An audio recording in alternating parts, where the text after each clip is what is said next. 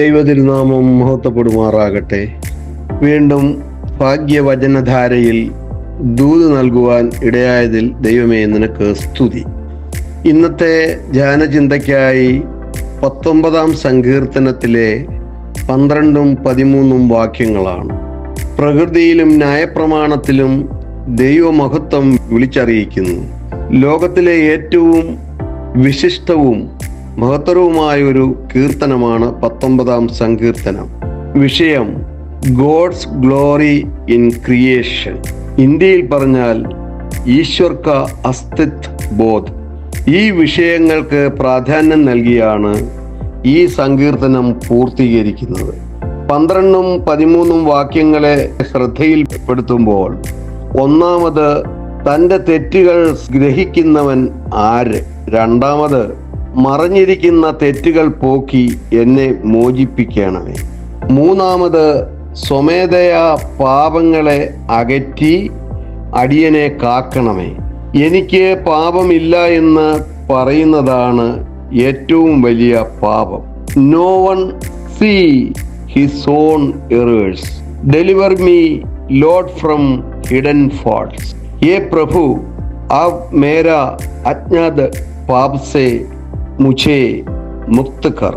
വിശുദ്ധ യോഹന്നാൻ ശ്ലീഹ സാക്ഷിക്കുന്നു, 1 യോഹന്നാൻ 1:8.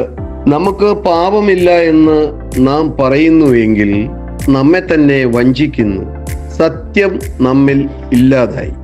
മറഞ്ഞിരിക്കുന്ന തെറ്റുകൾ നമുക്കും മറ്റുള്ളവർക്കും മറഞ്ഞിരിക്കുന്ന തെറ്റുകളാണ്. ദൈവത്തിന് ഒന്നും മറഞ്ഞിരിക്കുന്നില്ലല്ലോ. സകലവും അവന്റെ മുമ്പിൽ മലർന്നതുമായി കിടക്കുന്നു.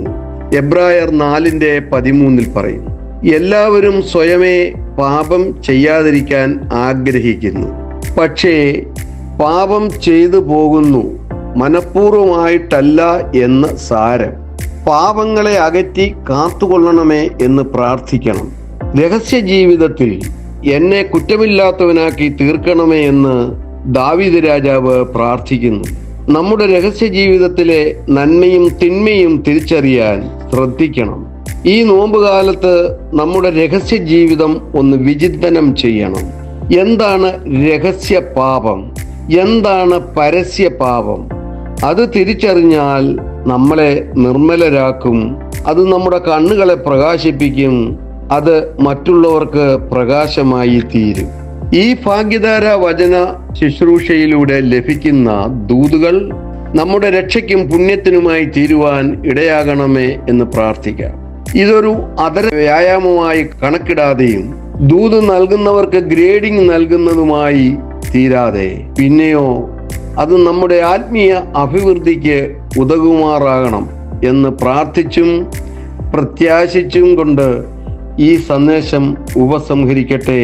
ദൈവത്തിന് സ്തുതി.